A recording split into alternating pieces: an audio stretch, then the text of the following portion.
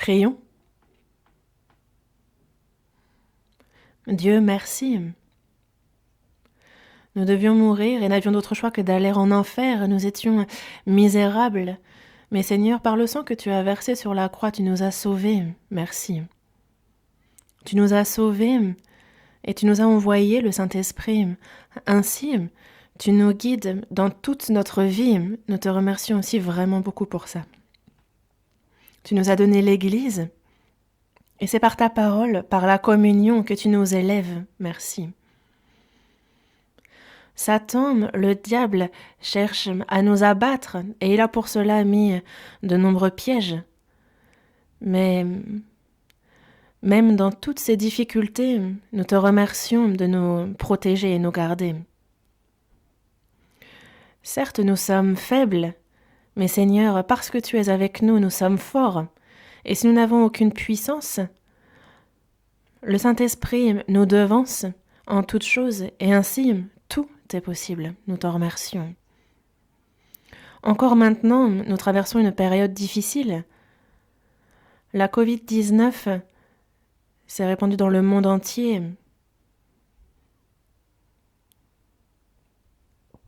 Et cherche à empêcher ton évangile d'être prêché. Le diable est bien plus acharné afin de nous en empêcher. Mais malgré cela, soutiens notre cœur et fixe notre regard sur toi. Que nous puissions déjà, dans les moindres choses, vivre une vie qui va de l'avant et qui est victorieuse. Aide-nous.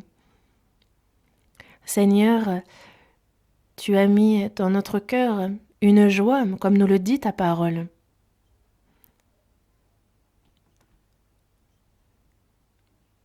Aide-nous à comprendre quelle est cette véritable joie que tu as mis dans notre cœur.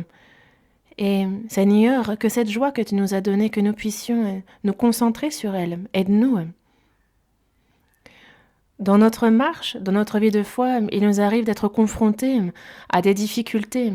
Malgré cela, Seigneur, il y a cette joie que tu as mis dans notre cœur et que nous puissions par elle surmonter et vaincre toutes les difficultés que nous rencontrons. Guide-nous. Édifie et fortifie ton Église. Il y a de nombreux frères et sœurs affaiblis, ceux qui souffrent financièrement à cause de la Covid-19. Seigneur, et tes regards au plus profond de leur cœur, fortifie-les et qu'ils puissent reprendre courage et force pour ton œuvre. Donne-le pour cela grâce et miséricorde. Et tes regards sur la situation financière et aide afin que nul ne s'effondre en cette période difficile. Que nous puissions, dans la paix, toujours avoir nos regards posés sur toi. Accorde-nous cette grâce. Il y a nos frères et sœurs qui vivent leur vie de foi éloignés, gardent leur santé physique et que là où ils se trouvent, ils puissent marcher avec toi, qu'ils puissent chaque jour faire ainsi et se réjouir avec toi. Et aussi, Seigneur, tu as accordé ton Église, ton corps en France, à travers l'Église de Paris. Aide afin que d'autres églises voient le jour. Que vraiment l'occasion arrive que ton évangile puisse exploser. Et Dieu, accorde-nous aussi un temple qui sera au cœur de la prédication de ton évangile. Aujourd'hui encore, nous sommes réunis devant ta parole. Ouvre notre cœur et aide-nous à la comprendre. Que nous puissions agir en suivant ta parole et que ces bénédictions que tu souhaites nous donner, que nous puissions tous les recevoir. Nous nous confions dans le Saint-Esprit qui nous guide et nous avons prié. Au nom du Seigneur Jésus, en le remerciant. Amen. Psaume 78. Psaume 78, du verset 70 au verset 72.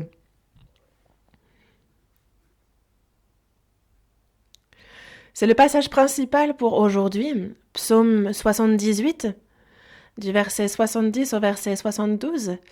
Nous allons y revenir régulièrement, donc je vous demanderai de marquer la page.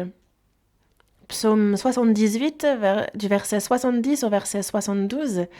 Si vous y êtes, nous allons lire ensemble ces versets. Il choisit David, son serviteur, et il le tira des bergeries. Il le prit derrière les brebis qui allaitent, pour lui faire paître Jacob, son peuple, et Israël, son héritage. David les dirigea avec un cœur intègre, et il les conduisit avec des mains intelligentes. Jusque-là? Aujourd'hui, le sermon s'intitule donc Les chrétiens qui sont vainqueurs. Nous sommes à la 4e partie. En sous-titre, je parlais des habitudes de vainqueurs. S'il fallait poser une question un peu plus directe, elle serait « Êtes-vous heureux ?»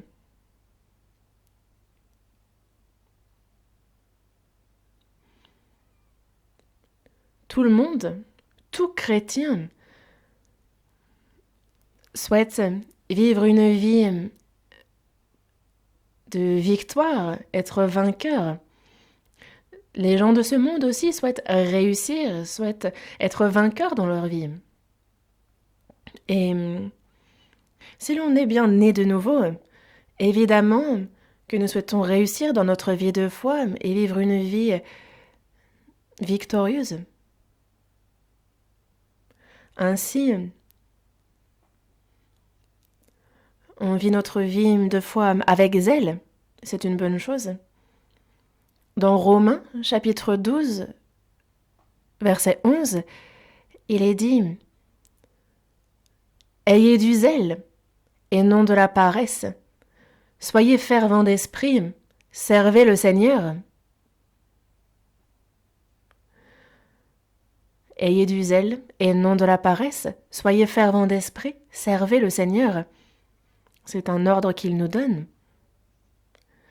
Ayez du zèle, et non de la paresse. Soyez fervents d'esprit. En ce qui concerne servir le Seigneur, nous avons besoin de zèle. Lors des premières églises, nos aînés dans la foi qui vivaient à l'époque n'ont pas pris soin d'eux, mais avaient le regard porté sur l'Église. Et la première des choses à laquelle ils pensaient, c'était l'œuvre du Seigneur. Leur priorité était la prédication de l'Évangile.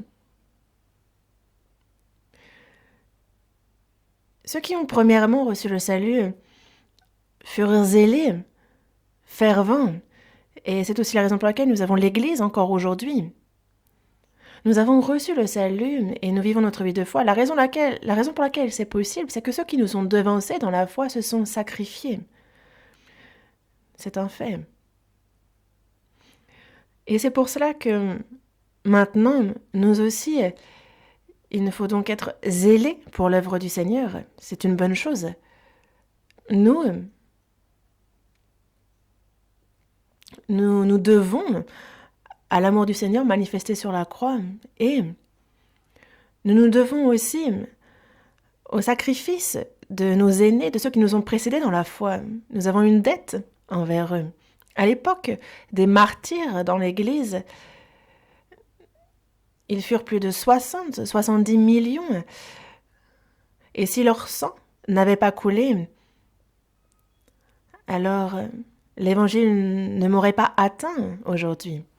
Et c'est pour cela que nous, il est correct que nous ayons du zèle. Cet évangile est arrivé jusqu'à nous, Et cet évangile, désormais, il faut que nous le transmettions à la génération suivante. C'est notre mission. Et c'est pour cela que le zèle, l'amour que nous avons dans notre Seigneur, l'amour pour le Seigneur, il faut que nous soyons fervents. Mais, parfois, il arrive que la vie de foi devienne un poids. Beaucoup de chrétiens vivent leur vie de foi sans être sauvés. Il y a ces commandements, cette loi qu'ils n'arrivent pas à observer, et c'est comme un poids pesant qui les opprime. Et parce qu'ils n'ont pas, justement, été sauvés, ils ont l'impression que lorsqu'ils font bien, ils pourront entrer dans le royaume des cieux, mais s'ils manquent un dimanche, ou s'ils, par exemple, ne participent pas à une communion, ils ont l'impression de manquer de zèle, et ils sont dans la crainte de peur d'aller en enfer. Lorsqu'ils ressentent un manque de zèle, lorsqu'ils ne sont pas fervents, alors ils ressentent vraiment ils sont terrifiés par la peur d'aller en enfer. Et nous aussi, chrétiens,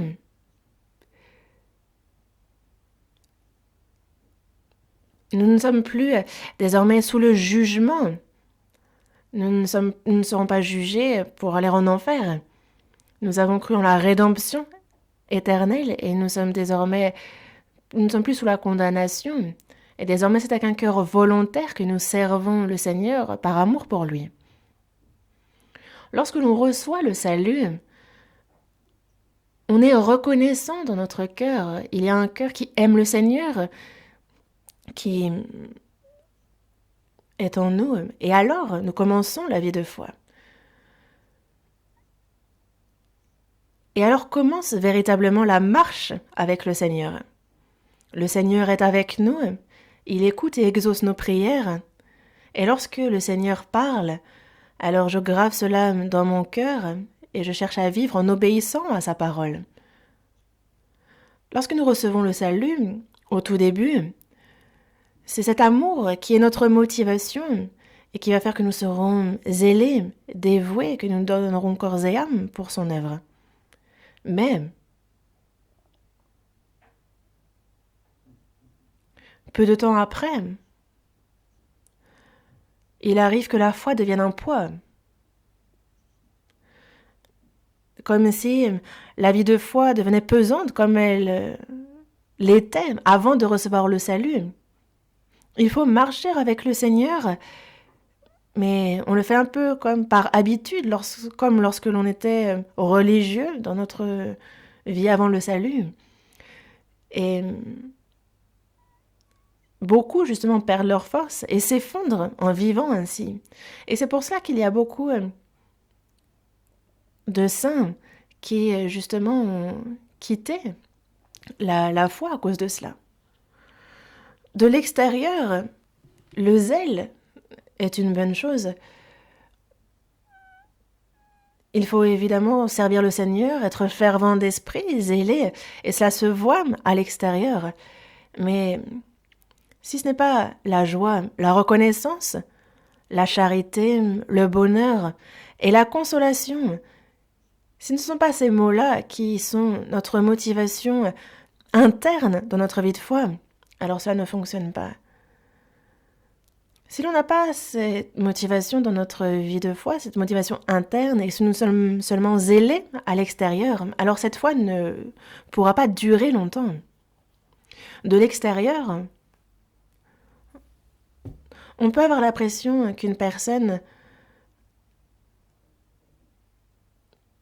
est zélée, mais l'on ne peut savoir si cette personne, c'est par la joie, la reconnaissance, la charité, le bonheur qui est dans son cœur qu'elle l'aime, ou si c'est seulement par habitude, comme lorsqu'elle était religieuse avant de recevoir le salut.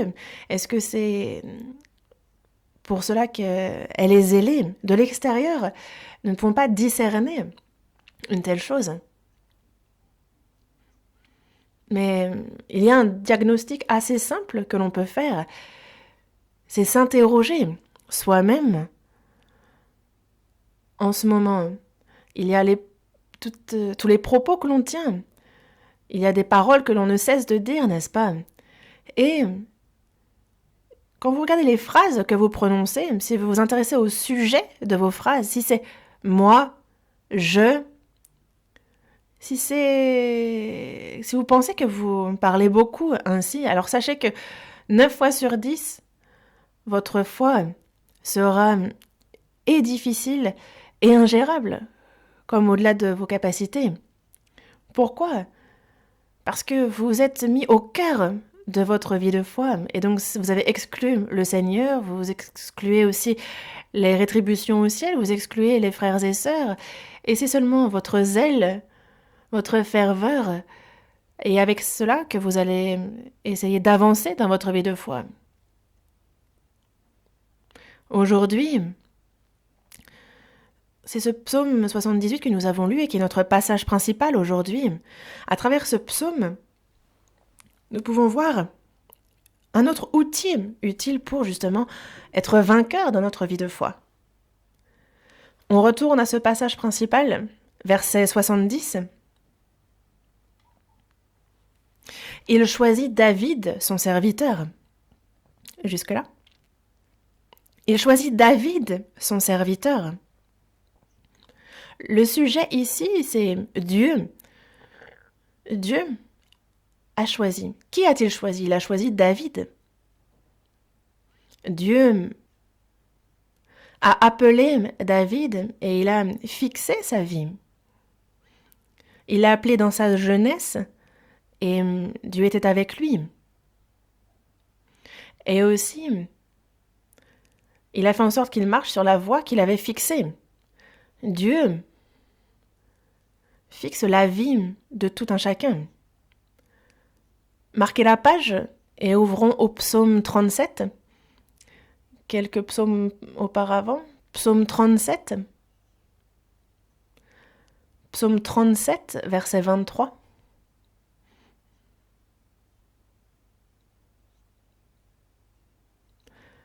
Psaume 37, verset 23. Psaume 37, verset 23. Je vais lire. L'Éternel affermit les pas de l'homme, et il prend plaisir à sa voie.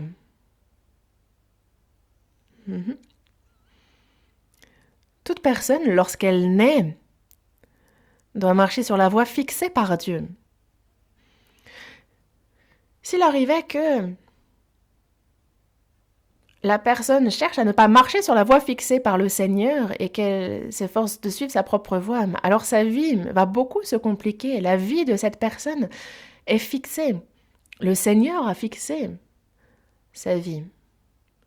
Et cette voie que le Seigneur a fixée, la question de savoir est-ce que on va obéir ou désobéir, ça, c'est le choix qui revient à l'homme. Et les saints de l'Église de Paris ont aussi chacun cette voie fixée par Dieu et j'aimerais que vous soyez obéissants à cette voie. Dieu fixe une voie pour chacun des hommes. Et il y a donc une voie à laquelle il prend plaisir pour chacun. Qu'a-t-il fixé? Quelle est cette voie à laquelle il prend plaisir? Comment est-ce que Dieu me guide dans cette voie? C'est une chose à laquelle il nous faut réfléchir. Qu'est-ce que Dieu a fixé? Ce qu'il a fixé dans notre vie, c'est que notre vie est limitée, n'est-ce pas? Et il a fixé la voie du salut.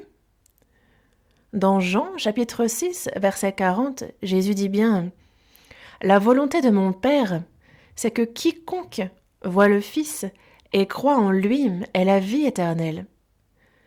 Et je le ressusciterai au dernier jour. » La volonté de Dieu, c'est obtenir la vie éternelle. Que tous croient au Fils, reçoivent la vie éternelle et aillent dans le royaume des cieux. Dieu est ardent concernant sa volonté. Ce qu'il souhaite par-dessus tout, c'est que des âmes, justement, qui allaient en enfer, ressuscite. Dans la première épître à Timothée, chapitre 2, verset 4, il est dit que il veut que tous les hommes soient sauvés et parviennent à la connaissance de la vérité.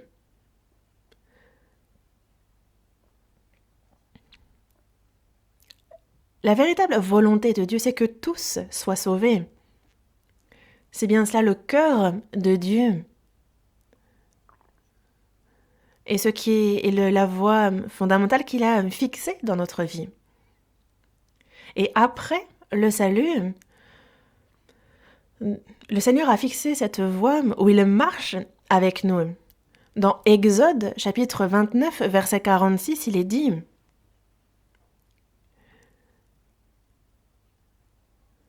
En fait, on voit Dieu qui fait sortir son peuple d'Égypte. Il a fendu les eaux de la mer Rouge, il leur a permis de traverser. Et désormais, Dieu s'adresse à son peuple en leur disant « Savez-vous pourquoi je vous ai fait sortir d'Égypte? Pourquoi je vous ai sauvés ?» Donc dans Exode, chapitre 29, verset 46, il est bien dit « Ils connaîtront que je suis l'Éternel, leur Dieu, qui les a fait sortir du pays d'Égypte pour habiter au milieu d'eux. » C'est bien pour habiter au milieu d'eux, n'est-ce pas? Ici, le but de Dieu est clair, c'est afin d'habiter au milieu d'eux. C'est pour ça qu'il les a fait sortir du pays d'Égypte. Je suis l'Éternel, leur Dieu. Ainsi, Dieu a fait sortir le peuple d'Israël du pays d'Égypte, mais pour quelle raison? C'est afin d'habiter au milieu d'eux. C'est pour ça qu'il les en a fait sortir. Je suis l'Éternel, leur Dieu. Afin de devenir le Dieu du peuple d'Israël, il a fait sortir ce peuple du pays d'Égypte. Dieu a sauvé le peuple d'Israël d'Égypte. Et, durant 40 ans passés dans le désert, il les a guidés.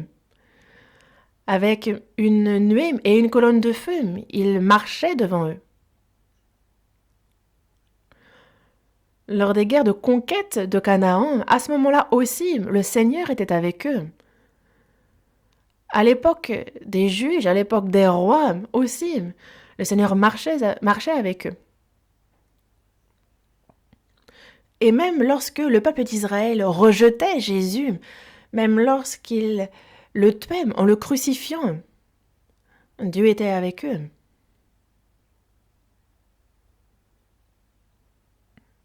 Alors qu'ils commettaient un grand péché, alors même qu'à cause de cela, ils étaient dispersés dans le monde entier, châtiés et massacrés par les nations, à ce moment-là même, Dieu était avec le peuple d'Israël. Et nous, maintenant, nous voyons et vivons à une époque où nous voyons le peuple d'Israël rétabli. Et c'est donc de nos propres yeux que nous pouvons voir que les promesses de Dieu s'accomplissent. Encore maintenant, le Dieu est avec le peuple d'Israël. Et c'est un fait, nous le voyons de nos propres yeux, n'est-ce pas?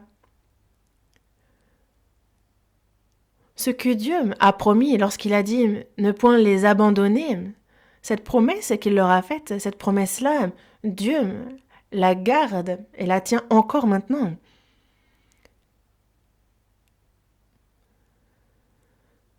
Nous-mêmes, des fois, on s'interroge, on ne sait pas pourquoi nous sommes nés. Mais dans Ecclésiaste, chapitre 3, il est dit qu'il y a un temps pour tout, un temps pour tout. Il y a un temps pour naître et un temps pour mourir, un temps pour planter et un temps pour arracher ce qui a été planté. C'est ce qu'il nous dit dans ce chapitre. Notre vie a donc un moment où nous sommes sauvés. Dans la seconde épître aux Corinthiens, chapitre 6, verset 2, il est dit « Voici maintenant le temps favorable, voici maintenant le jour du salut. » Et vous, réfléchissez à quand vous avez reçu le salut. Quand avez-vous reçu le salut?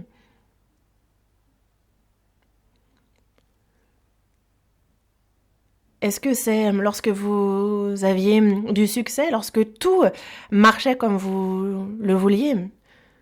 C'est le cas pour très peu de personnes. C'est lorsque nous sommes face aux difficultés, lorsque notre cœur a touché le fond. C'est à ce moment-là que la grâce de Dieu a illuminé notre vie et que nous avons pu saisir la main que nous tendait le Seigneur. Dans notre vie, ce jour était pour moi un jour difficile, éprouvant, mais ce jour-là fut le jour de mon salut.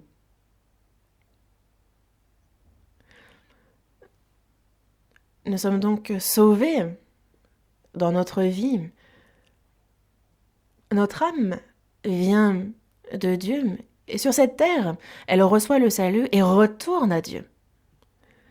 Ça, c'est le plus grand but fixé par Dieu.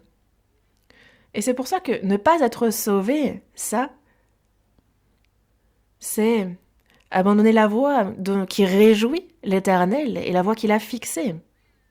Et être sauvé, ça, c'est donc marcher sur la voie fixée par Dieu. C'est marcher sur la voie qui réjouit l'Éternel. Et aussi, si nous avons reçu le salut, alors désormais, il est fixé que nous communions avec le Seigneur. Première épître aux Corinthiens, chapitre 1, verset 9.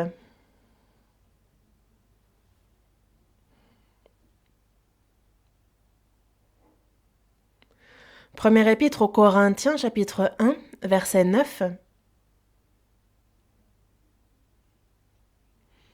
On va lire ensemble. Dieu est fidèle, lui qui vous a appelé à la communion de son Fils, Jésus-Christ notre Seigneur.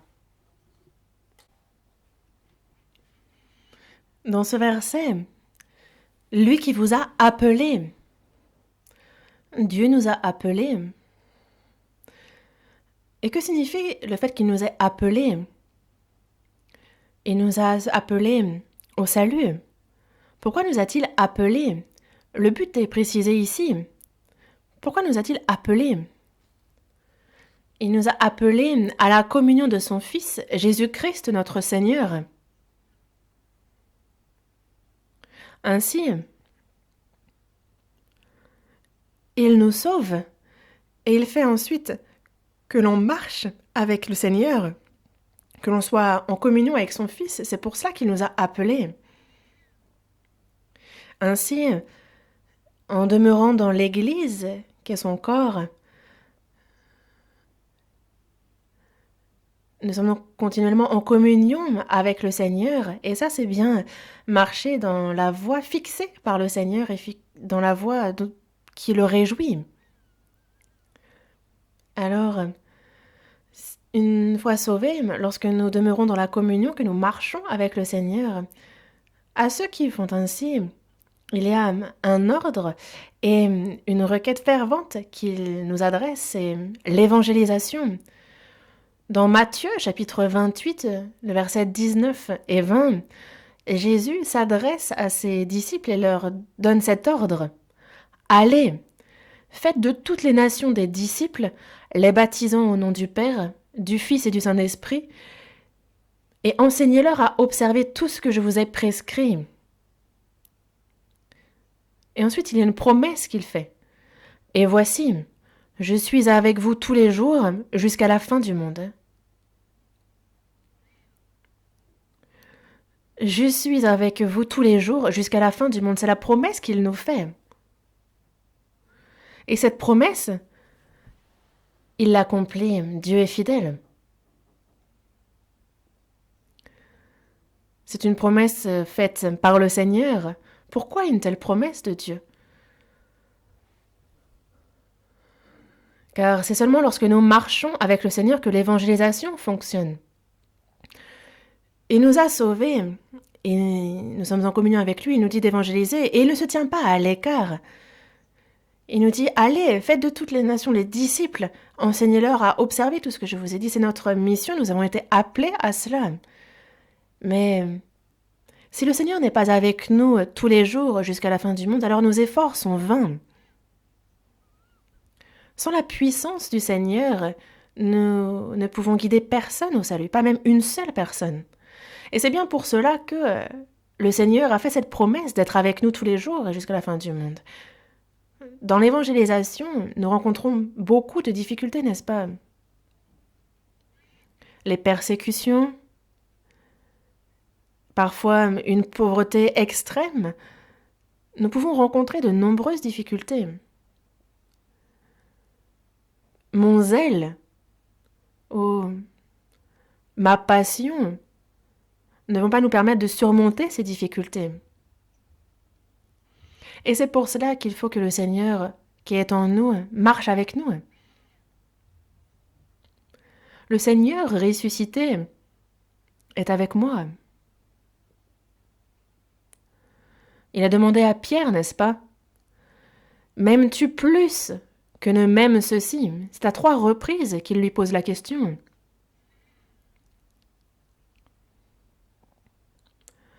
Et ici, en fait, il réveille un peu la motivation interne, cet amour dans le cœur de Pierre, afin qu'il puisse, justement, c'est cette puissance qu'il donne à Pierre pour aller jusqu'au bout dans la prédication de l'Évangile.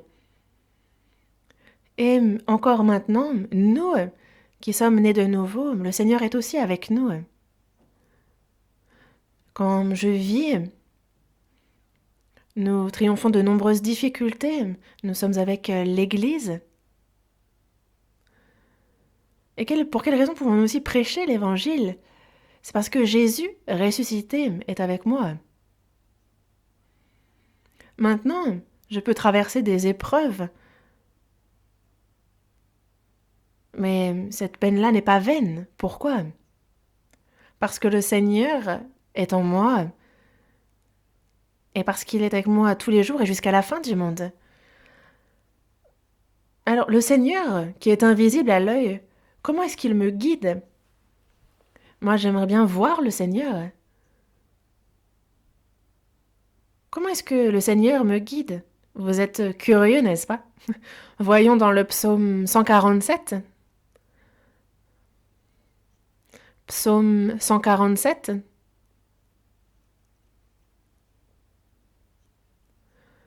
Versets 18 et 19.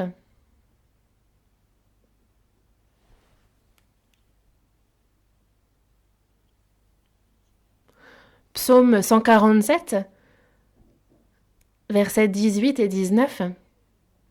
Je lis. Il envoie sa parole et il les fond. Il fait souffler son vent et les eaux coulent. Il révèle sa parole à Jacob, ses lois et ses ordonnances à Israël. Dans le verset 18, il est dit « Il envoie sa parole », n'est-ce pas? Si on regarde dans le verset 15, sa parole court avec vitesse. Dieu envoie sa parole sur terre et cette parole ne traîne pas, elle ne tarde pas, elle court avec vitesse. La parole bouge, elle est efficace, vivante. Et par cette parole, dans le verset 16, on voit qu'il neige, il fait descendre aussi la gelée blanche. Le froid aussi est possible par la parole de Dieu. Et dans le verset 18, désormais, donc il envoie sa parole encore et il fait fondre ce froid, tout ce qui est gelé, et il fait souffler le vent. C'est un peu comme cette température chaleureuse que l'on a au printemps, c'est par sa parole qu'il accomplit cela. Dans le verset 19, ainsi, il révèle sa parole à Jacob et à Israël aussi. Dans la parole de Dieu, on voit comment il guide nos vies. C'est par sa parole qu'il a guidé Israël, c'est par sa parole qu'il permet aussi de faire fondre ce cœur qui était comme la glace, et c'est par sa parole qu'il nous sauve. Et c'est par cette parole encore qu'il guide ceux qu'il a sauvés. Psaume 119. Psaume 119, verset 105. Psaume 119, verset 105. Si vous y êtes, lisons ensemble. Ta parole est une lampe à mes pieds et une lumière sur mon sentier. La parole du Seigneur est une lampe à mes pieds, une lumière sur mon sentier. Où aller? Où poser le pied? C'est une lampe qui nous permet de voir où aller. C'est la lumière sur mon sentier. Et c'est bien la parole de Dieu qui est cette lumière, cette lampe. Dieu aime tant les hommes. Et c'est pour cela qu'il a fixé la voie du salut et qu'il a aussi fixé pour la vie de marcher avec le Seigneur. C'est lui qui fixe et qui se réjouit de cette voie. Et aussi, il fixe la voie. Il fixe la voie où on marche avec lui. Il s'en réjouit. Et il ne reste pas là les bras croisés. C'est par sa parole qu'il a créé toute chose. Il a envoyé sa parole. Et c'est par sa parole qu'il fait bouger toute sa création. C'est par sa parole qu'il accomplit aussi l'histoire de l'humanité. La parole a été faite chair et est venue sur cette terre. Et cette parole, encore maintenant, est efficace et transforme le cœur des gens et guide les hommes au salut.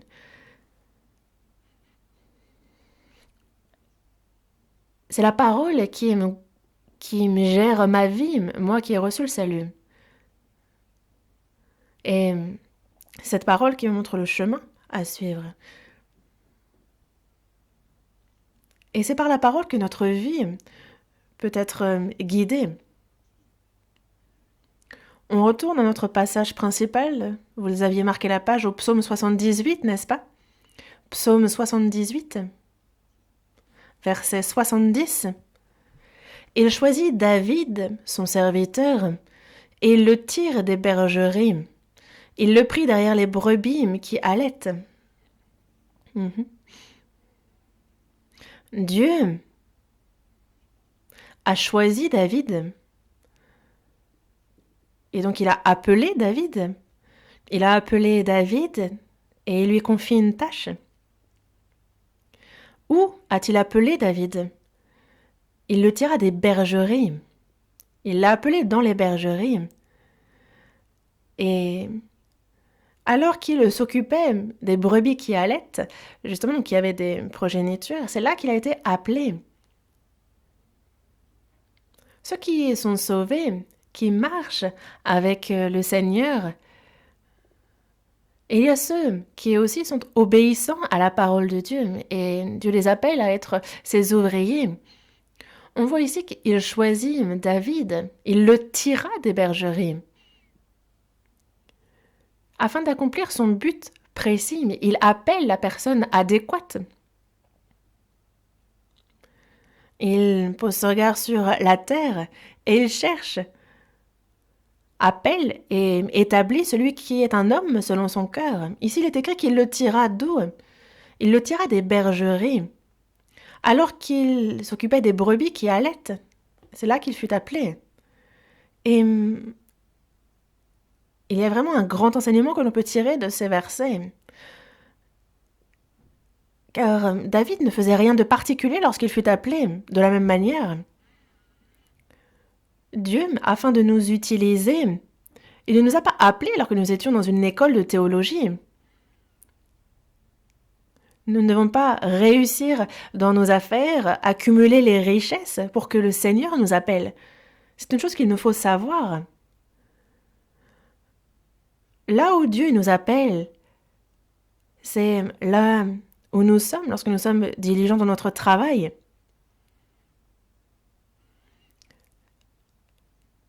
Lorsque, comme les brebis, on est humble, on s'humilie, c'est alors qu'il nous appelle. L'on peut être très occupé au travail, mais quelqu'un de diligent dans son travail, de fidèle, sera alors appelé. Au contraire, quelqu'un qui pourra justement se concentrer sur l'étude de la Bible, qui vraiment pourra même avoir un doctorat. S'il ne fait pas ce qu'il a à faire, alors Dieu ne l'appellera pas. Lorsque l'on est fidèle dans les tâches que l'on nous confie, c'est alors que Dieu nous appelle. Et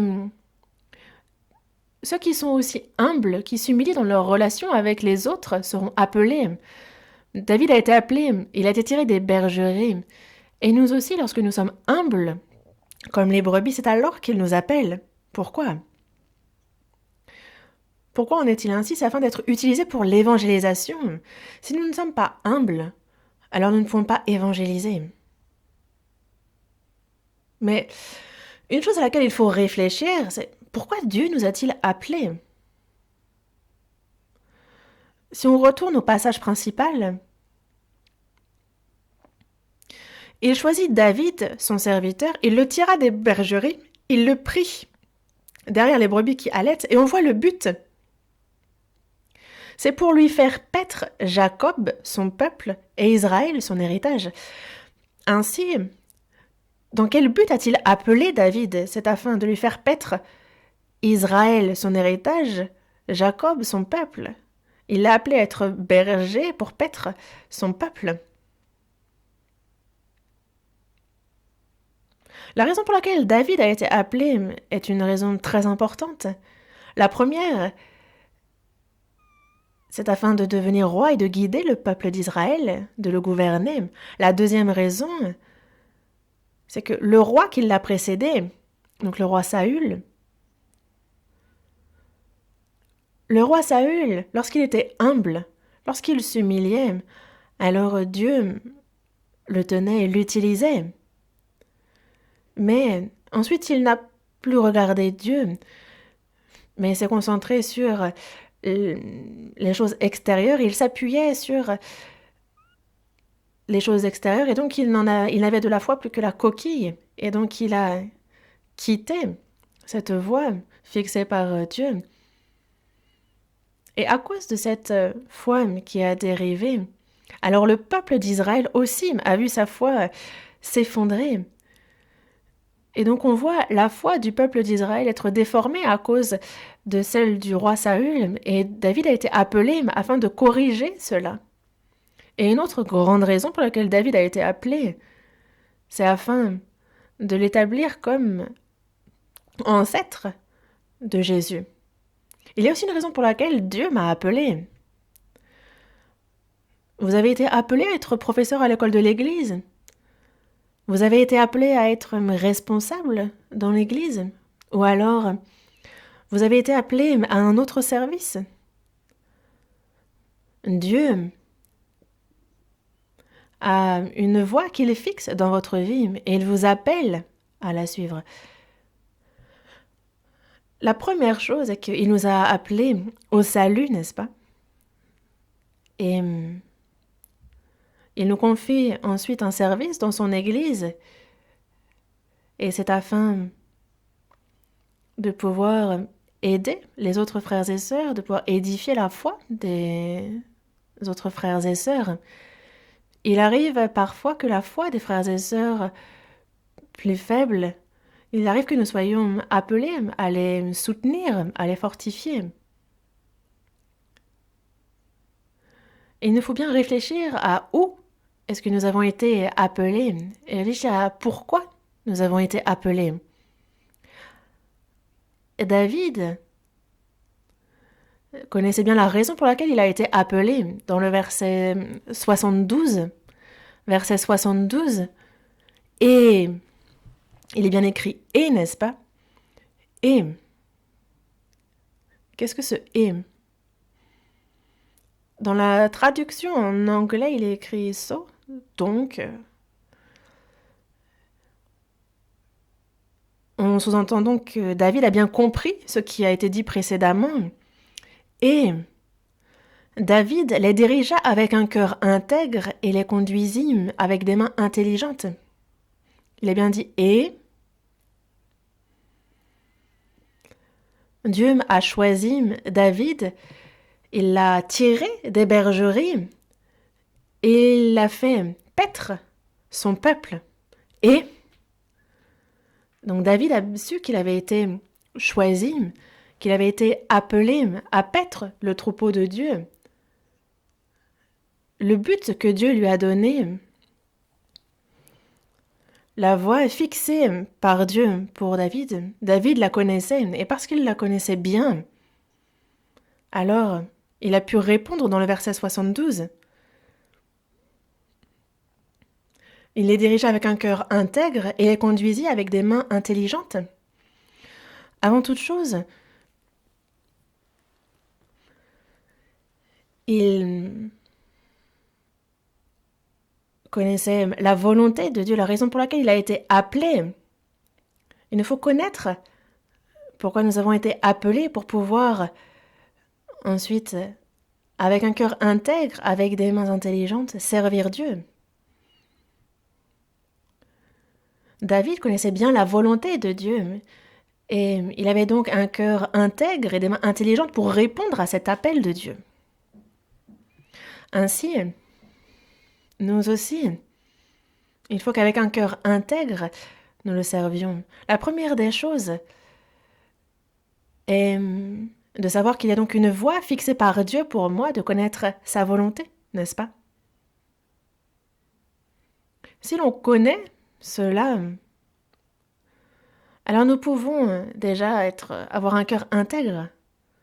Si on connaît bien la volonté de Dieu, et comme David l'a bien connu, il a pu ensuite, avec un cœur intègre, bien paître le peuple de Dieu. Ça commence vraiment de notre état de cœur, car ça va vraiment influencer. Si on a un cœur, justement, qui est plutôt positif, ça va alors faciliter de suivre la voie de Dieu.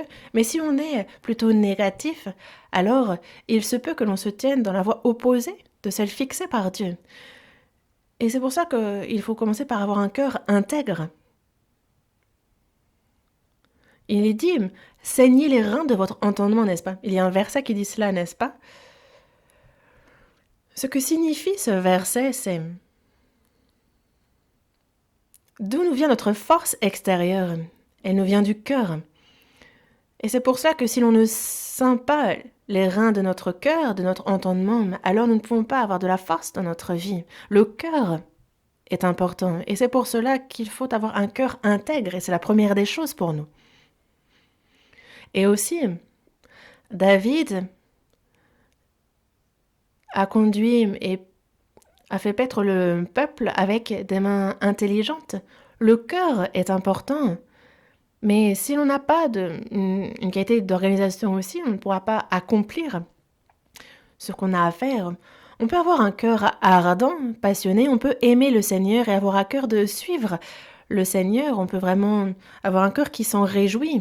Mais si on n'a pas des mains intelligentes, alors le degré d'accomplissement va fortement chuter.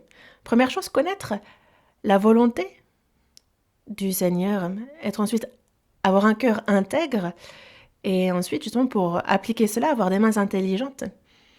Voyons dans 1 Chronique, chapitre 23. 1 Chronique, chapitre 23,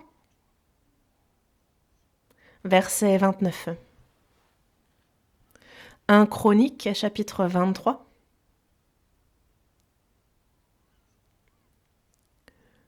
Chapitre 23, verset 29. On lit ensemble. Des pains de proposition, de la fleur de farine pour les offrandes, des galettes sans levain, des gâteaux cuits sur la plaque et des gâteaux frits, de toutes les mesures de capacité et de longueur. Ici, si vous regardez ce verset,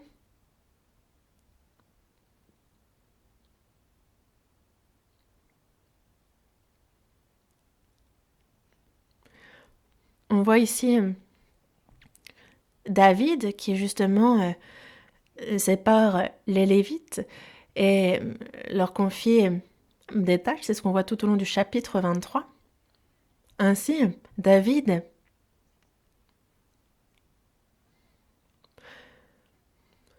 justement répartit le service dans le temple et il rétablit justement le service de l'Éternel. Et on nous parle ici de cuire sur des plaques. En termes plus modernes, c'est un peu comme... On est un peu comme des casseroles, des poêles. Et ça peut paraître une chose vraiment minime. On se demande pourquoi inscrire une telle chose dans la Bible, mais c'est...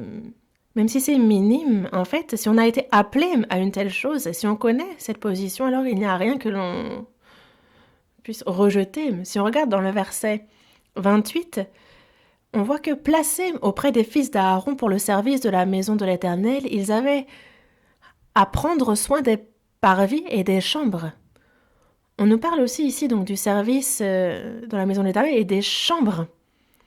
On nous parle aussi des chantres et ceux qui justement se concentrent, ceux qui justement se consacrent entièrement à la louange. Mais de quoi on parle ici?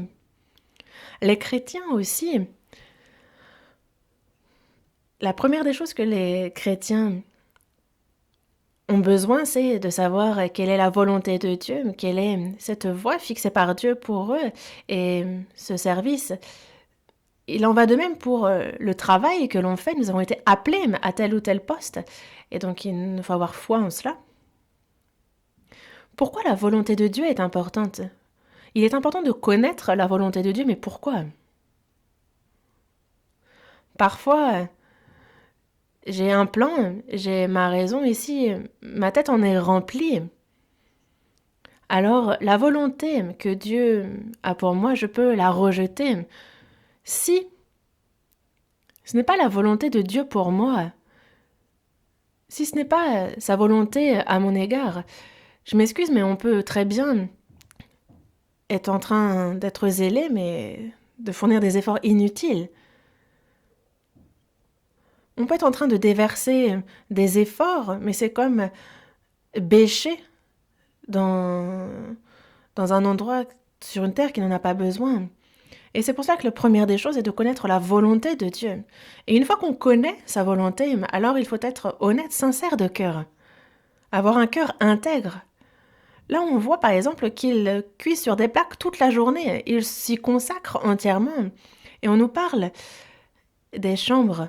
C'est dans des chambres qui y sont consacrées. Et si on n'est pas honnête, si l'on n'est pas intègre, on ne peut pas faire ça toute la journée. Si l'on ne ressent pas de joie en faisant cela, alors il est difficile de continuer ce travail longtemps. Et c'est pour cela, c'est dans ça que le cœur est important. C'était le deuxième point. Et la troisième chose, ce qu'on demande des dispensateurs, c'est que chacun soit trouvé fidèle. Il y a donc à chacun des chrétiens des tâches qui sont confiées. Et si il est trouvé fidèle, s'il est sincère, alors évidemment que ses mains deviendront habiles, qualifiées. Et ça, il faut que nous y réfléchissions. Pour faire le point, première chose, le Seigneur m'a sauvé, et dans ma vie de foi, il y a une voie qu'il a fixée. Ce qui est certain aussi, c'est que là où je suis maintenant, c'est qu'il faut croire en ce que présentement, là où je suis, les tâches qui m'incombent, je dois être trouvé fidèle dans ce que je fais, car c'est la voie fixée par Dieu pour moi. Et si on connaît bien la volonté de Dieu pour nous, alors désormais il nous faut avoir un cœur intègre. Et toute personne qui est trouvée fidèle, ensuite, ses mains vont devenir intelligentes, vraiment qualifiées, habiles. C'est l'ordre. Ainsi, nous, ce sont des choses qu'il nous faut savoir. Et il nous faut donc avoir du zèle, non de la paresse. Avoir du zèle et non de la paresse. Être fervent d'esprit et servir le Seigneur, c'est nécessaire. Mais je vous en ai parlé au début du sermon. Nous savons, les chrétiens nés de nouveau, savent qu'il faut bien servir Dieu, qu'il faut l'aimer, qu'il faut être zélé dans la vie de foi. Tout le monde le sait. Ce dont je vous ai parlé jusqu'à présent, à vrai dire, ce sont des faits que chacun de vous connaissez. Car c'est un cœur que tous les sauvés ont. Mais, si on revient au passage principal, on retourne au psaume 78, car il y a une chose à laquelle il faut réfléchir. Psaume 78, versets 70 et 71, je les relis. Il choisit David, son serviteur, et il le tira des bergeries. Il le prit derrière les brebis qui allaitent pour lui faire paître Jacob, son peuple, et Israël, son héritage. Ainsi, David les dirigea avec un cœur intègre et les conduisait avec des mains intelligentes. Mais le point de ces versets, où pensez-vous qu'il se trouve ?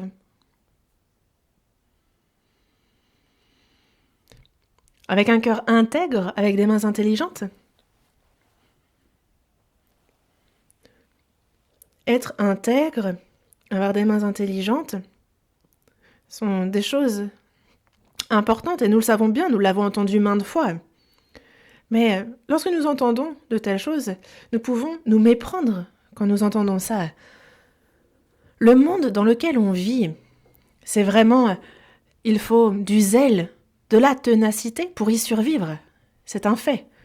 Car dans le cas contraire, dans cette compétitivité qui règne dans le monde, alors on se laisse distancer, on est en arrière et on peut justement s'effondrer. Et donc on se mord les lèvres. On va vraiment supporter tout le mal s'il le faut, continuer. Et on va vraiment essorer jusqu'à la dernière goutte de zèle que l'on a pour vivre dans ce monde. Ça arrive que l'on vive ainsi. Est-ce que ce n'est pas trop dur de vivre ainsi ? Pour le travail, pour notre vie dans ce monde, il n'y a pas de joie, et il se peut qu'il n'y ait pas non plus de bonheur en vivant ainsi. Pourquoi ? Parce que il est dit ici, avec un cœur intègre, avec des mains intelligentes. Mais ce que voient les hommes, ce n'est que ce qui se manifeste à l'extérieur. Et c'est pour cela que si, donc c'est avec un cœur intègre, avec des mains intelligentes qu'il faut faire cela. Mais si on se concentre sur ces manifestations extérieures, alors cela ne peut qu'être difficile dans notre vie.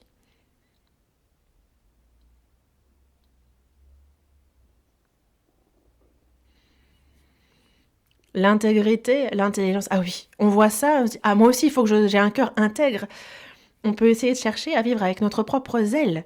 Ah, des mains intelligentes, bon, alors moi, je vais essayer d'avoir plus de compétences, je vais essayer de m'améliorer dans telle et telle chose. Mais si c'est avec ce cœur-là que vous écoutez, alors dans votre cœur,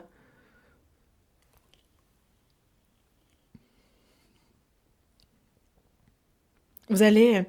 C'est quelque chose qui normalement doit venir du cœur et se manifester à l'extérieur. Mais si vous voyez juste le fait qu'il faut avoir un cœur intègre, qui ait des mains intelligentes, si vous êtes seulement zélé, fervent, que seulement vous cherchez par tous les moyens à vous attacher à un but que vous êtes fixé, à l'atteindre, ça peut arriver que des gens réagissent ainsi. Mais si l'on ne fait pas attention, la foi peut alors devenir un poids. Évidemment que nous, devant le Seigneur, il faut que nous soyons intègres, il y a des efforts à fournir, il faut que l'on ait des mains intelligentes. Mais ce dont je vous parle, ce n'est pas l'extérieur, ce que l'on montre aux autres, ce n'est pas ce qui se manifeste. Je vous parle ici de ce qui vient du fond du cœur et qui fait que cela déborde, que cela abonde à l'extérieur. Dans le verset 70, il est dit qu'il le tira des bergeries, mais il le prit derrière les brebis qui allaitent, n'est-ce pas ? C'est ce qui est dit. En voyant ce verset, En général, la majorité des gens vont juste retenir avec un cœur intègre, avec des mains intelligentes, c'est sur ça qu'ils vont s'arrêter. Et donc, ils vont justement être zélés, mais la vie de foi va devenir un poids et certains vont s'effondrer. Mais pourquoi on voit des personnes finir ainsi? Quelle différence entre David et moi? Et en fait, j'y réfléchissais sérieusement. Et en fait, ces versets m'ont sauté aux yeux. Il le tira des bergeries. Il le prit derrière les brebis qui allaitent. C'est là qu'il choisit, qu'il tira David.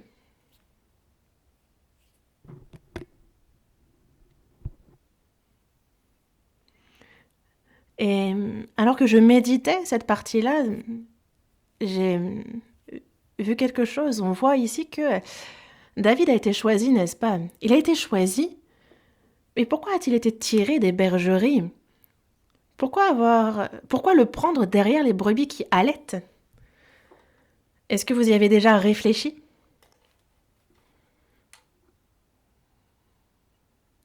David a vraiment accompli quelque chose d'important pour Dieu. Mais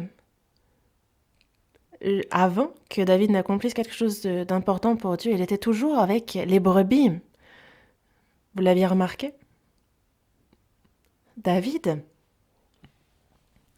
lorsqu'il fut choisi pour être roi, il était avec les brebis. On va aller voir dans 1 Samuel, chapitre 16, verset 11. 1 Samuel, chapitre 16, verset 11.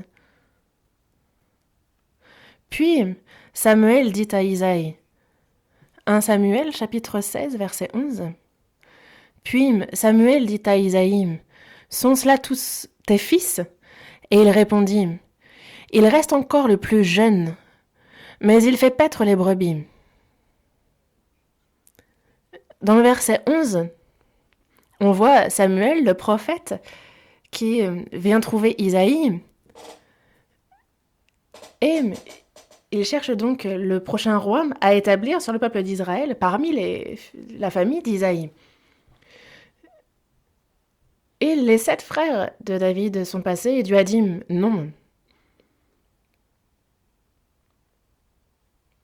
Il faut qu'on regarde aussi à la fin du verset 7. Regardons le verset 7. Et l'Éternel dit à Samuel, ne prends point garde à son apparence et à la hauteur de sa taille, car je l'ai rejeté. Ne regarde pas l'apparence. L'apparence peut être sympa, elle peut paraître noble, mais pour Dieu, lui, il sonde au cœur. L'Éternel ne considère pas ce que l'homme considère, l'homme regarde à ce qui frappe les yeux, mais l'Éternel regarde au cœur. Dieu appelle, établit et confie son œuvre à ceux dont il a sondé les cœurs.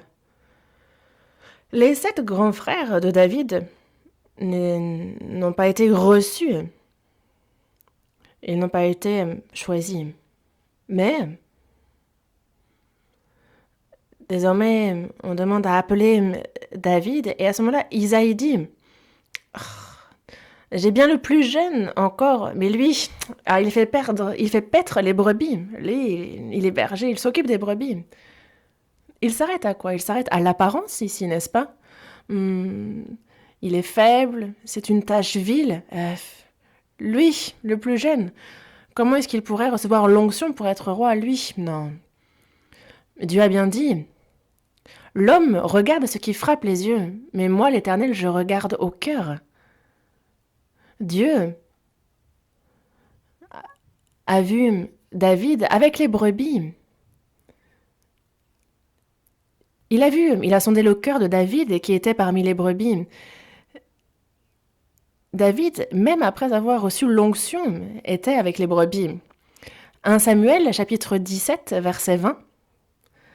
1 Samuel, chapitre 17, verset 20. On voit ici le combat entre David et Goliath. On voit donc Goliath s'effondrer, et David dit bien. Donc 1 Samuel, chapitre 17, verset 20. David se leva de bon matin, il laissa les brebis à un gardien, prit sa charge et partit, comme Isaïe le lui avait ordonné.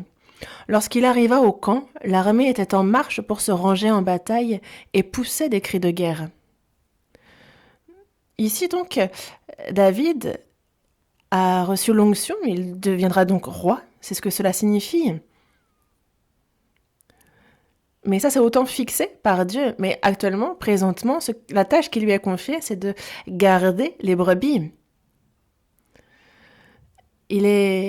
Son père lui confie une tâche, il y obéit et il avance jusqu'au champ de bataille. Et lorsqu'il arrive au camp, justement, en fait, il y a une tâche que son père lui confie, mais lui qui garde les brebis, il les laisse à un gardien, il les confie à un autre et demande donc de bien s'en occuper. Et ensuite, c'est alors qu'il arrive au camp et qu'il se bat avec Goliath. Et donc, avant même de se battre avec Goliath, on se rend compte que David était en train de garder les brebis. Pour faire le point, lorsqu'il a reçu l'onction pour être roi, il était avec les brebis. Et lors de ce combat important, avant même cette bataille, on voit que David était en train de paître les brebis. Et est-ce que vous ne pensez pas à quelque chose ? Pour David, garder les brebis était quelque chose de bien plus important, de bien plus précieux que toute autre chose. Pourquoi David gardait ses brebis de manière humble. Il savait très bien que c'était la tâche qui lui incombait, c'était ce qu'il devait faire. Et il est important de faire la volonté de Dieu.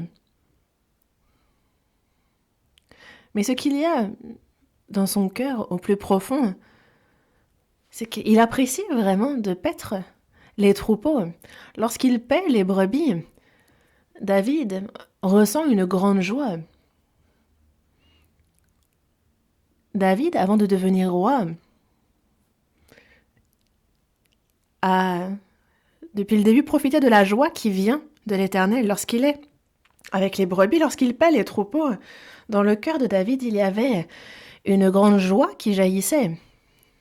Quand on y réfléchit, on peut le voir très facilement. Par exemple, il y a à paître les troupeaux et il y a à paître le peuple de Dieu. Quelle est la différence ? Juste une question d'envergure. Le peuple d'Israël est plus nombreux. Et juste on passe des animaux aux hommes. Mais sinon, fondamentalement, pour David, c'est la même tâche. David, on voit qu'il arrive, qu'il se bat contre des bêtes sauvages alors qu'il est en train de paître les troupeaux. Quand on paie les troupeaux, et nous arrive de devoir dormir à l'extérieur, de devoir combattre le froid. Dans la journée, il faut aussi supporter les rayons ardents du soleil. Et si jamais il y a une brebis qui souffre, alors on s'inquiète. Il faut de l'affection, il faut de l'attention vis-à-vis de cette brebis. Et en fait, David le faisait avec joie du plus profond de son cœur. Car s'il n'y avait pas cette joie au fond de son cœur, et comment pensez-vous qu'il ait pu faire cela pendant toutes ces années ?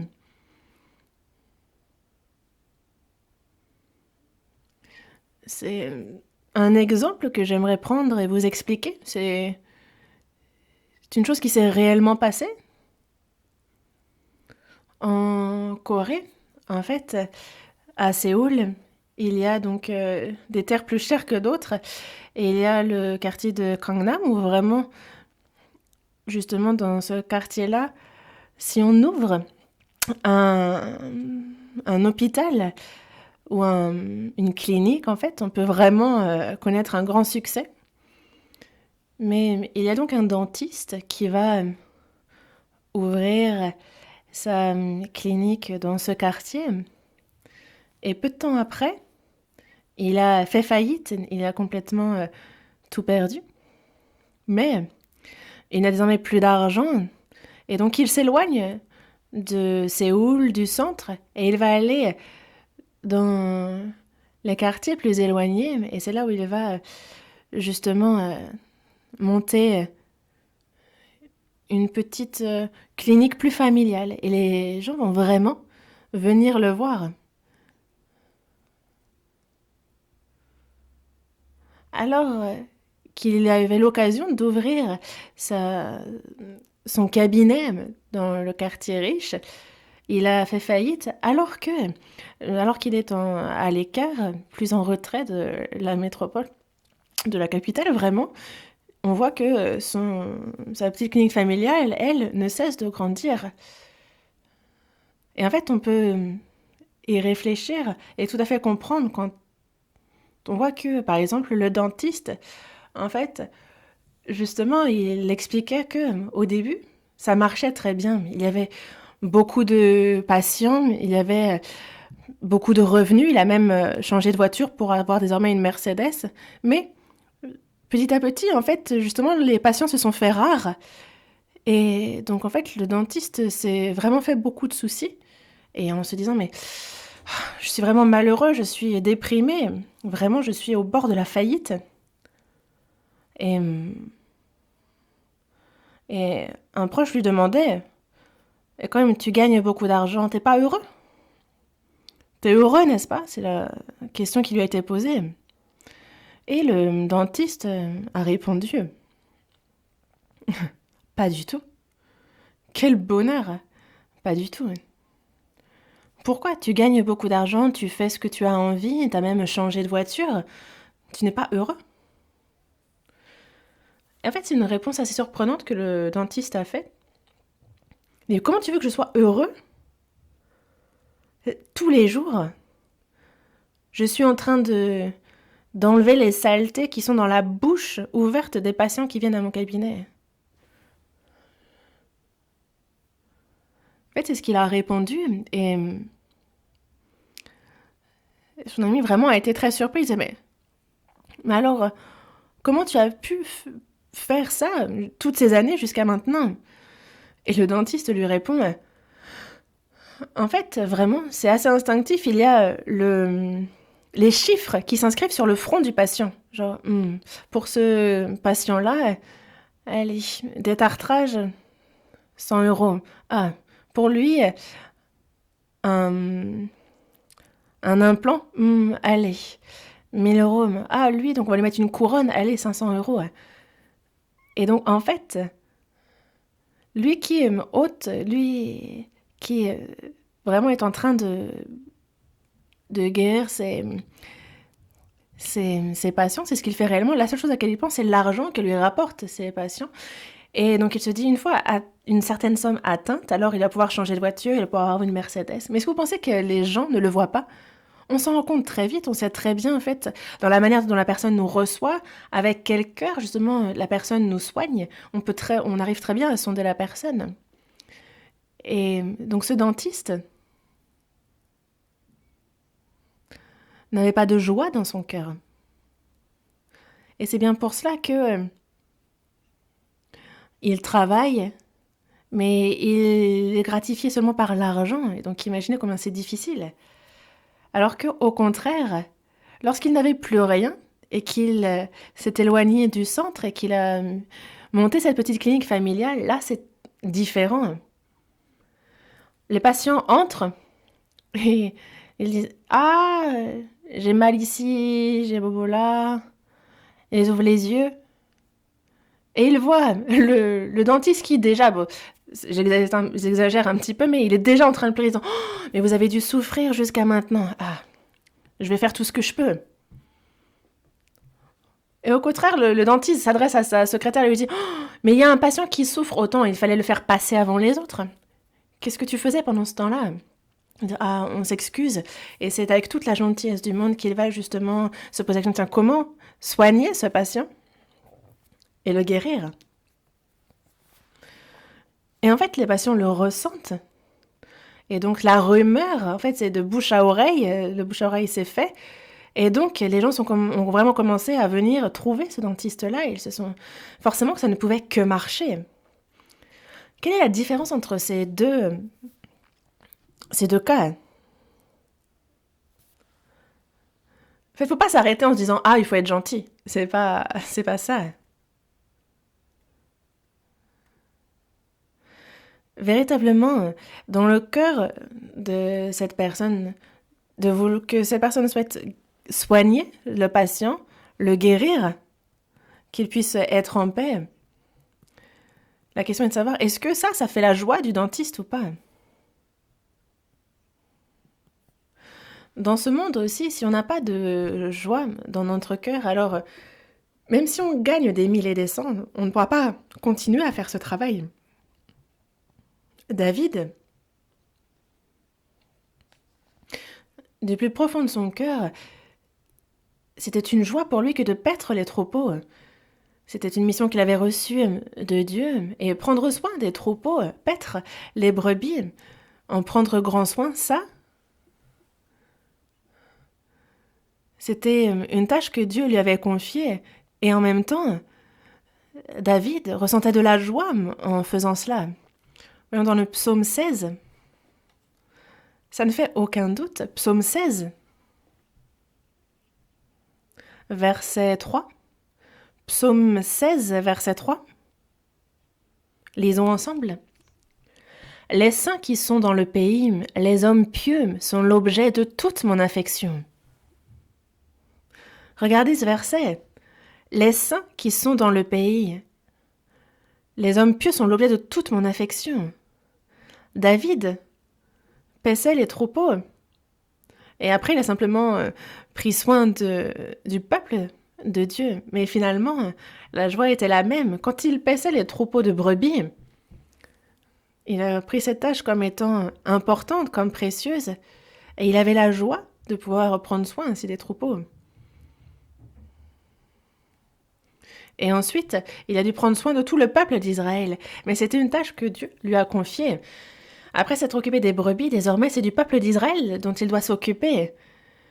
Les saints qui sont dans le pays, les hommes pieux, sont l'objet de toute mon affection. David, justement, avait de l'affection pour les brebis et il en a eu pour le peuple d'Israël.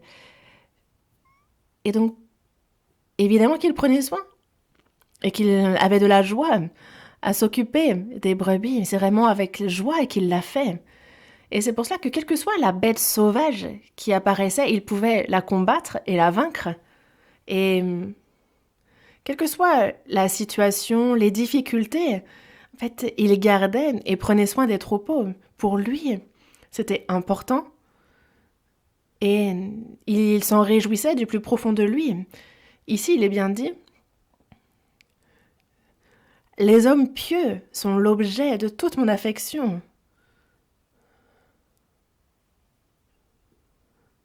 David,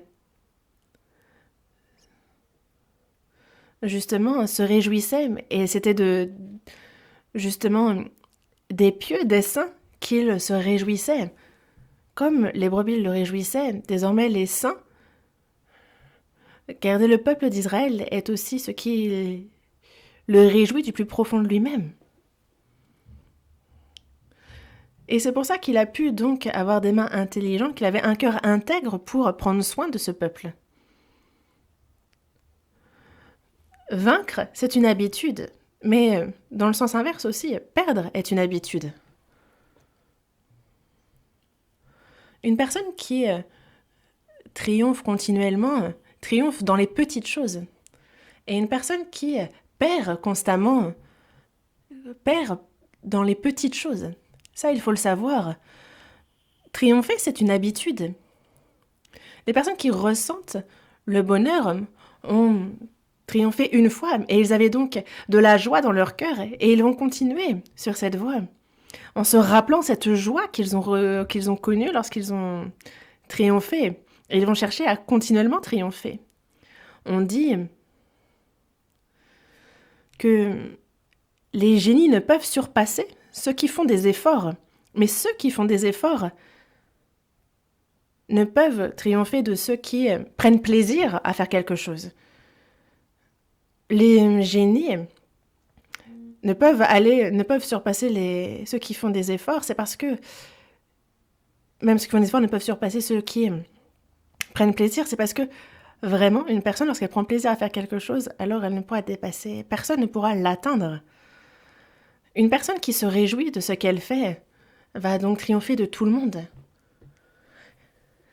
Et c'est pour cela que si on prend plaisir dans l'œuvre de Dieu, si on veut recevoir justement Le plaisir à ça, la meilleure des méthodes est de triompher dans les petites choses. Et si on essaye de se remémorer David, à quoi pensez-vous?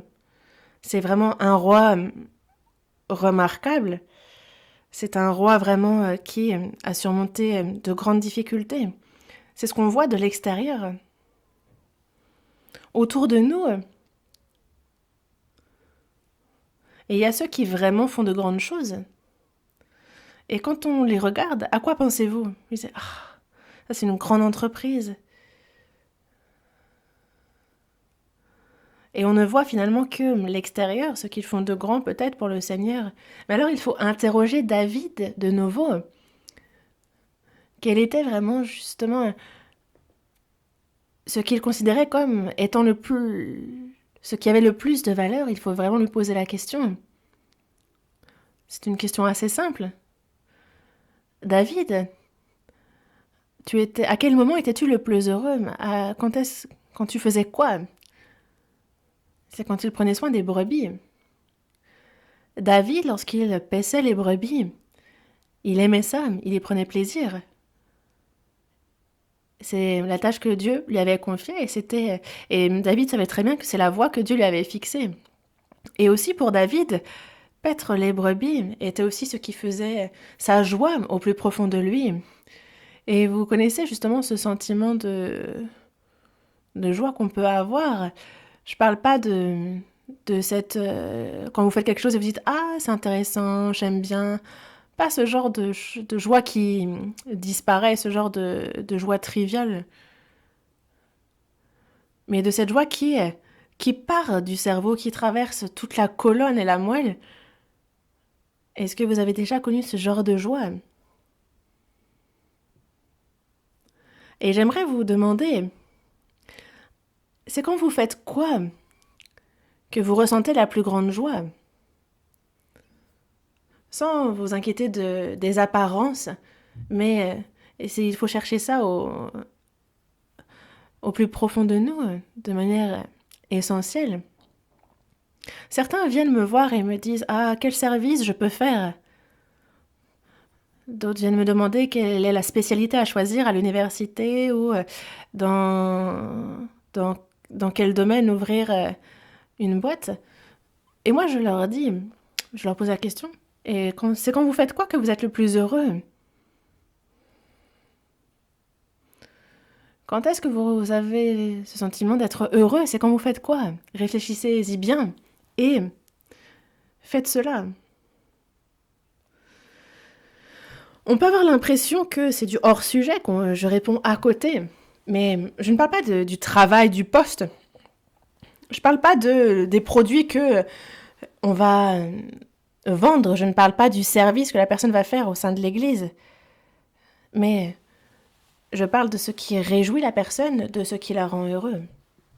Sans parler du péché, hein, de se réjouir du péché, ce n'est pas de ça dont on parle, ça. S'il y a de la joie quand on pêche ou quand on commet une iniquité, ça c'est péché, n'est-ce pas? Donc ce n'est pas ce dont je parle, on exclut ça. Il y a un talent que Dieu a donné à telle personne, et ce talent-là,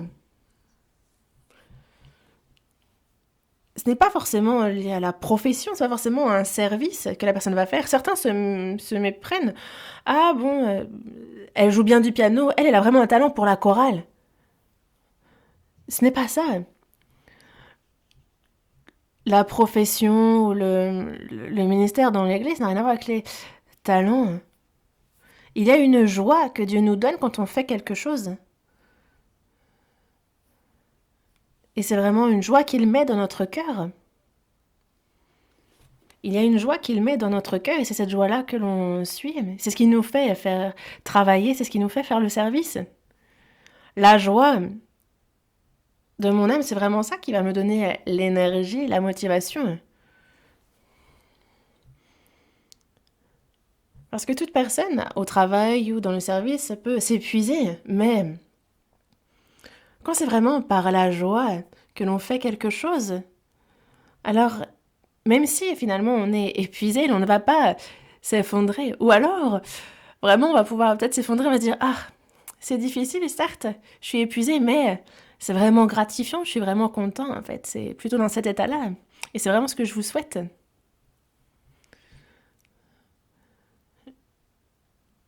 Et en fait, justement, où est-ce que vous tirez au plus profond de vous cette joie? Par exemple, certains vraiment préparent des cookies ou justement, ils prennent vraiment plaisir à faire des petits gâteaux.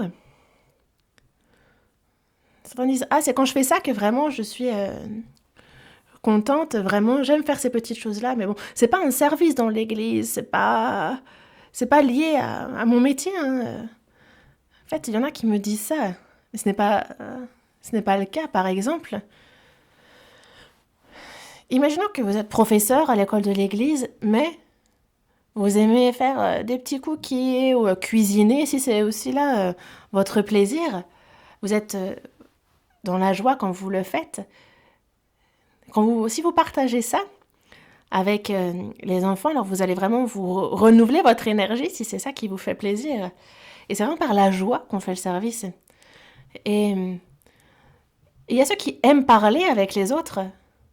Surtout depuis que je suis arrivée en France. Vraiment, il y a une chose qui m'a vraiment surprise, c'est que les Français aiment parler, ils aiment débattre. Mais il y a ceux qui sont sauvés et qui continuent d'aimer parler. Dans ces cas-là, l'évangélisation,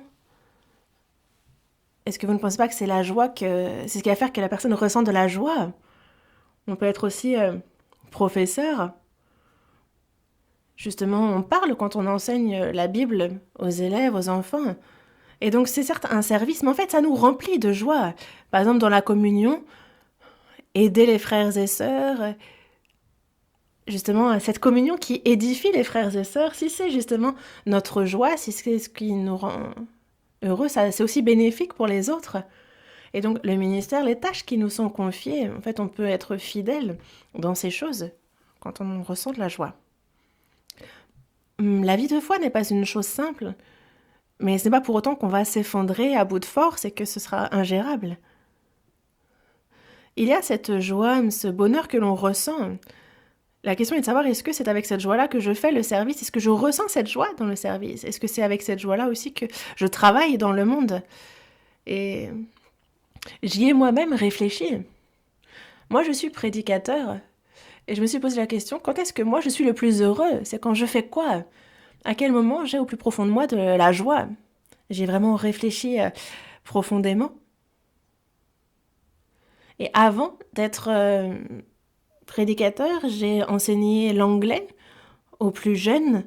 J'ai aussi été contrôleur aérien à l'aéroport. C'est très classe. Vraiment, on a les lunettes de soleil, tout ça. Et après ça, j'ai aussi eu à traduire, à interpréter pour des réunions.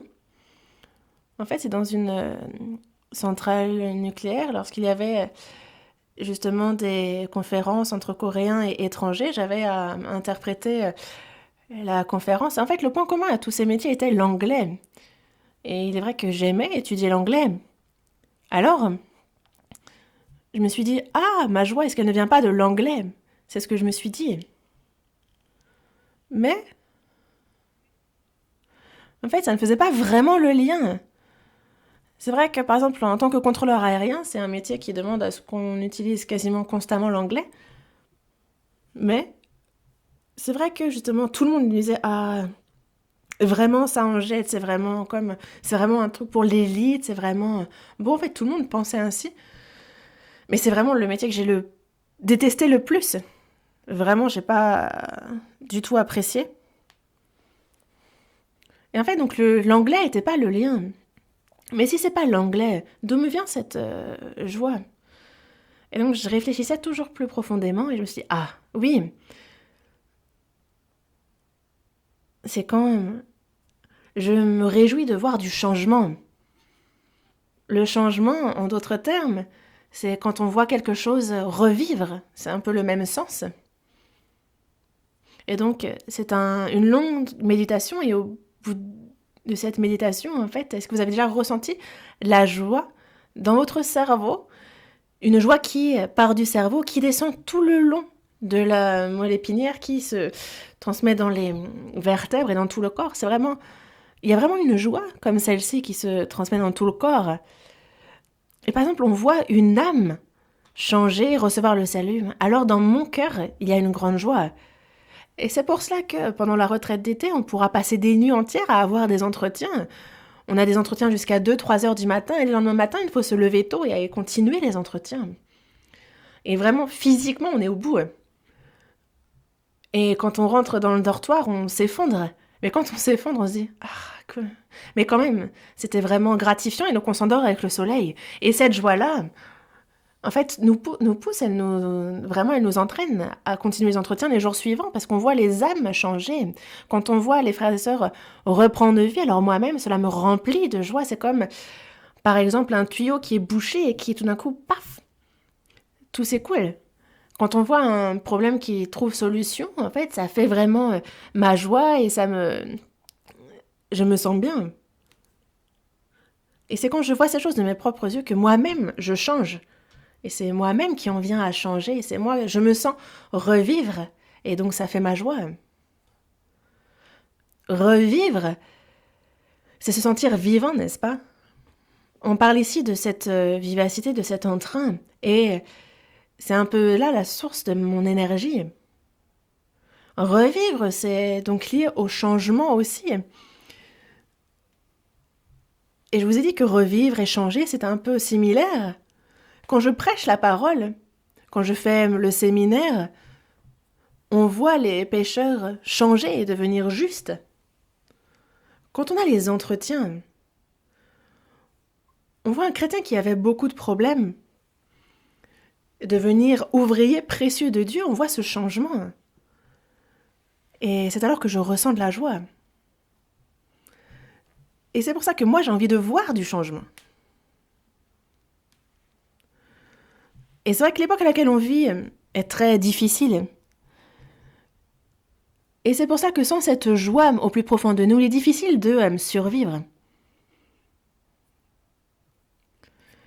C'est comme lorsqu'on recharge la batterie de notre téléphone.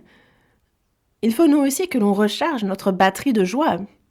Il faut que l'on soit constamment branché à la prise pour notre joie. Et c'est pour ça que moi-même, il faut que je vois constamment du changement. Mais c'est pour ça d'ailleurs que je prêche, qu'il y a les sermons, et que pour la préparation du sermon, il m'arrive de passer des nuits blanches.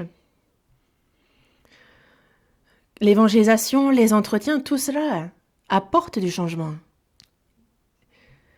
Et c'est quand je vois ce changement, c'est alors que je ressens cette joie que je me réjouis. C'est vraiment ma force.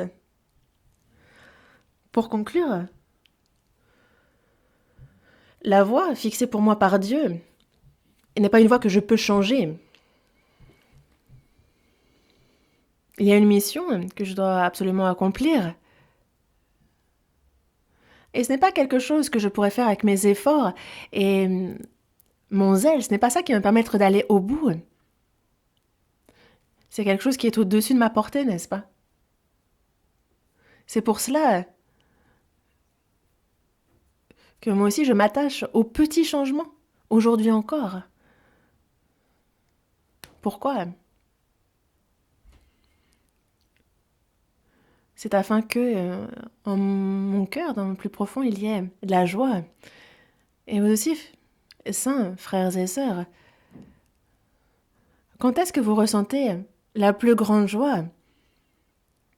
Quand est-ce que vous ressentez cette joie, ce bonheur qui vous vient du Seigneur? À ce moment-là, c'est ça qu'il vous faut faire. Alors, vous soyez déjà vainqueur dans les petites choses. C'est vraiment une habitude que de triompher. Prions. Dieu, merci. Tu nous as sauvés. Tu nous guides dans ton Église, merci. Tu as fixé notre voie, tu nous as confié une mission. Et aussi, afin que nous puissions accomplir cette mission, tu mets dans notre cœur cette force qui est de se réjouir et cette joie que tu mets au plus profond de nous. et que nos regards ne soient pas seulement tournés vers les choses de ce monde, mais que dans notre cœur, nous nous interrogeons sur ce qu'est notre véritable joie, que ton amour soit la raison interne, notre motivation pour ton œuvre, que l'on se concentre sur ces choses et que ce soit justement à l'intérieur qu'on trouve la motivation. Cette mission que tu nous as confiée est certes pesante, elle est très grande, mais nous savons combien elle est importante et c'est pour cela que nous souhaitons pouvoir triompher de tout. Et c'est ainsi que tu as mis en nous une joie qui nous le permet. Que l'on puisse trouver cette joie et que l'on puisse triompher de toutes les petites choses. Aide-nous afin que nous devenions de tels frères et sœurs. Guide-nous. Ainsi, que la vie de foi ne soit pas un poids ingérable, que l'on ne s'effondre pas, mais soutiens-nous et que l'on puisse continuer à être rempli de la joie. Jusqu'à ce que tu reviennes, Seigneur, qu'aucun de nous ne s'éloigne, ne quitte les rangs de la foi. Soutiens chacun. Nous te remercions pour toutes choses et nous avons prié au nom du Seigneur Jésus. Amen.